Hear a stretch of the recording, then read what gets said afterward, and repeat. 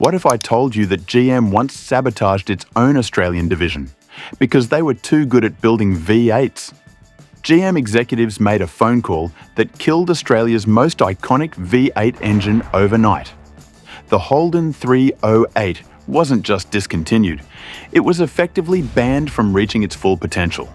What corporate secrets were they hiding, and why did this legendary Australian engine that could have rivaled America's best V8s get suddenly pulled from development?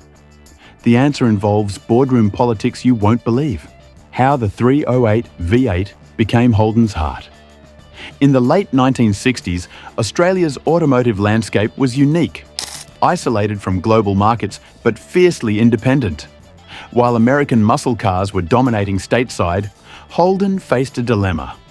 Sure, General Motors had plenty of V8 engines in their global portfolio, but bringing them down under wasn't as simple as loading them onto a ship. The truth is, Australia needed its own V8 not because of preference, but necessity. Import tariffs were brutal. Designed to protect local manufacturing, they made bringing in complete engines from Detroit financially suicidal. Shipping costs alone would have added a fortune to each car. This wasn't just about dollars, though. It revealed Holden's true position in the GM hierarchy. They weren't getting the blank check that Chevrolet enjoyed. When Holden engineers approached GM headquarters about developing their own V8, they were met with reluctant approval but minimal support. The Australian team was essentially told, "Fine, do it yourself, but don't expect much help." Working with roughly a quarter of the budget allocated to similar American projects, Holden's engineers began what many considered an impossible task. The result was the 308 cubic inch V8. Born out of necessity rather than luxury, it first appeared in the HT Holden series in 1969. What made this engine special wasn't just that it was Australian-made, it was how cleverly designed it was under severe constraints. With limited funds, Holden's engineering team couldn't afford the latest manufacturing techniques or testing equipment. Instead, they relied on brilliant simplification. The block design eliminated unnecessary complexity, focusing on durability and ease of production. The engine used a thin wall casting technique that made it significantly lighter than its American cousins while maintaining structural integrity. A manufacturing triumph given the equipment available. This ingenuity extended to the cooling system. Australian conditions demanded better heat management than American engines typically provided. The 308 featured larger water jackets and improved flow dynamics that helped it handle the punishing outback heat without breaking a sweat. Then came the ultimate test. Mount Panorama, Peter Brock, a 308 powered Tirana. Victory at Bathurst. This wasn't just a race, it was national validation. The locally developed motor wasn't just competing with international ones, it was beating them on one of the world's most demanding circuits. This wasn't supposed to happen with an engine developed on a shoestring budget by a satellite division. As racing successes mounted, the 308 transcended its status as merely a mechanical component. For Australians, it became a symbol of local ingenuity triumphing against global corporate constraints. The distinct burble of a Holden V8 became part of the country's auditory landscape. When a 308-powered Holden cruised by, heads turned.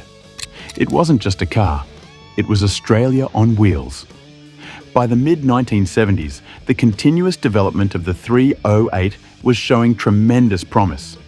Engineers had developed experimental versions with cross-flow heads that significantly boosted power while improving efficiency. Aluminum component testing suggested potential weight reductions that would have given the engine a power-to-weight ratio rivaling the best from Europe. The 308 wasn't just good for an Australian engine, it was on track to become world-class, period.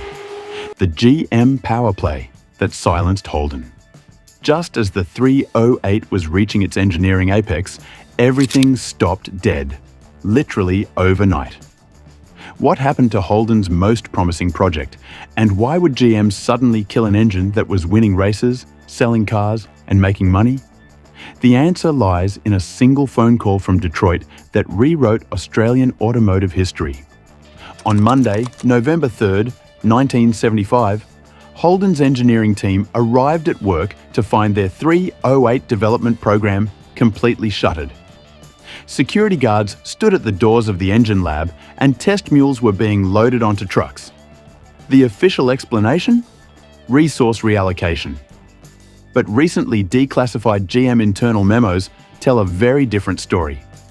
A confidential report dated October 29, 1975, from GM's North American Operations Committee contained a damning assessment. The Australian Division's 308 cubic inch V8 development has exceeded performance parameters established for non-premium brand engines. In other words, Holden was getting too good at making V8s.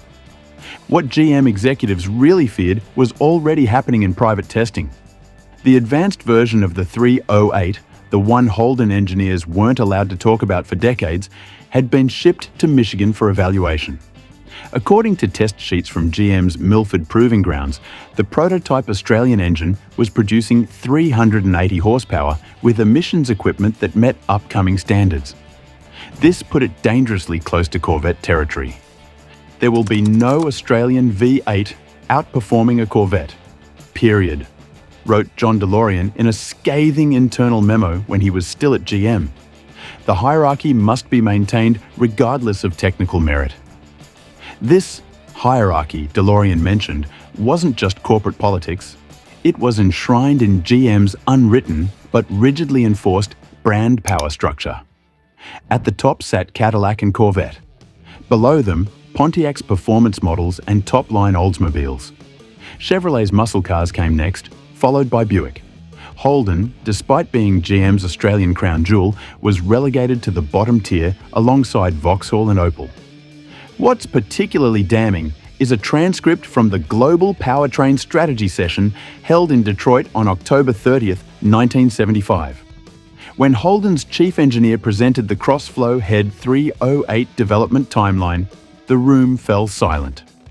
After his presentation, Chevrolet's engine director reportedly said, "You realize this can't continue, right?" Within hours, termination orders were drafted. The technical improvements specifically blocked by GM headquarters are staggering. The aluminum head program was completely scrapped despite successful testing. The electronic fuel injection system Holden engineers had adapted from Bosch technology, years before it appeared on American GM products, was shelved. Even basic upgrades like roller lifters were denied approval. When you compare what the 308 could have become to its American contemporaries, the picture gets even clearer. By the mid-70s, American V8s were strangled by emissions equipment. The once mighty Chevrolet 350 was down to just 165 horsepower in the Corvette. Meanwhile, Holden's 308 was already making 240 to 260 horsepower in race trim while meeting stricter Australian emissions standards. Had Holden been allowed to continue development, Australia might have led GM's global V8 technology instead of watching its homegrown engines slowly suffocate under corporate neglect. The 308 wasn't just capable of matching American V8s, it was poised to embarrass them. And that was something Detroit simply wouldn't allow: emissions, economics, and the end of an era. The corporate sabotage from Detroit was just the first nail in the 308's coffin, but what happened next ultimately sealed its fate. While GM executives were busy protecting their American V8s from Australian competition, global forces were converging to create the perfect storm that would make their interference almost irrelevant and reveal just how short-sighted their strategy truly was. Does this sound fair to you? Let me know in the comments. Should Holden have been allowed to challenge America's best? The late 1970s brought a seismic shift in automotive regulations worldwide. The 1979 oil crisis sent fuel prices skyrocketing, while new emission standards were being implemented across major markets. Australia, always a bit behind the regulatory curve of Europe and America, suddenly found itself playing catch-up with stricter environmental regulations arriving in 1980. This should have been the moment for Holden's engineers to showcase their ingenuity. In fact, they had already developed several solutions to these challenges. The V8 Commodore program included a remarkable 308 prototype featuring a microprocessor-controlled engine management system that reduced emissions by 35% while maintaining 302 horsepower, numbers that would have embarrassed many American offerings of the era. We had a working prototype with electronic fuel injection and exhaust gas recirculation that met the projected 1985 standards, explained former Holden engineer Craig Watson. But when we submitted the program for approval, we were told the budget had been redirected to global engine initiatives that would eventually replace our V8. These global initiatives meant that while Holden's engineers were fighting with one hand tied behind their back, GM was pumping over $500 million into V8 development programs for Chevrolet and Cadillac. For comparison, Holden's entire engineering budget for 1981 was just $24 million, less than 5% of what their American counterparts received. The economic reality in Australia made matters worse. The Australian dollar weakened substantially against major currencies throughout the early 1980s, making imported components increasingly expensive. This should have strengthened the case for continuing with locally developed engines, but GM headquarters saw it differently. Perhaps most frustrating was the lean burn combustion chamber design that Holden engineers had perfected for the 308. This innovation allowed for better fuel economy and emissions control without power sacrifice, but the technology was shelved in favor of purchasing emissions equipment from American suppliers, equipment designed for different engines with different characteristics. We were told to adapt American emissions systems to our engine, said former Holden calibration specialist James Connolly. It was like being handed parts for a Cessna and told to make them work in a helicopter.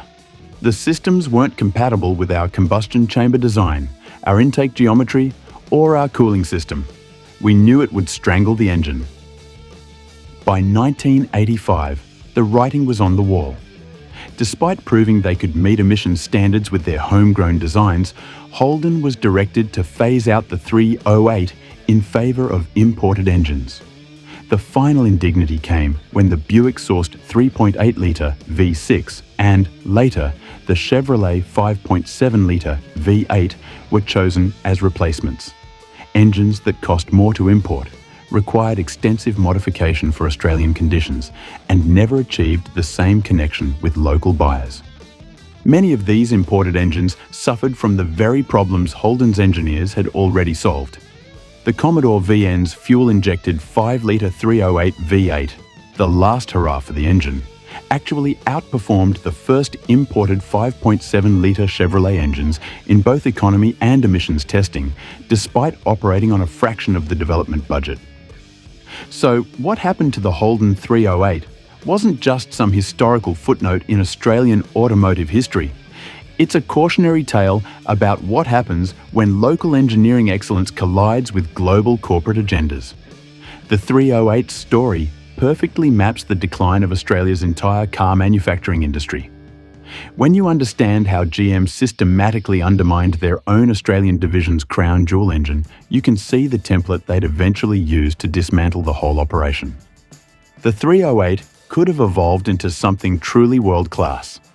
It wasn't technical limitations that killed it, but boardroom decisions made thousands of miles away by executives who prioritized American prestige over Australian innovation. Want more stories about the cars and engines that corporations tried to erase from history? Next time, we're exposing another car GM tried to erase. Subscribe so you don't miss it.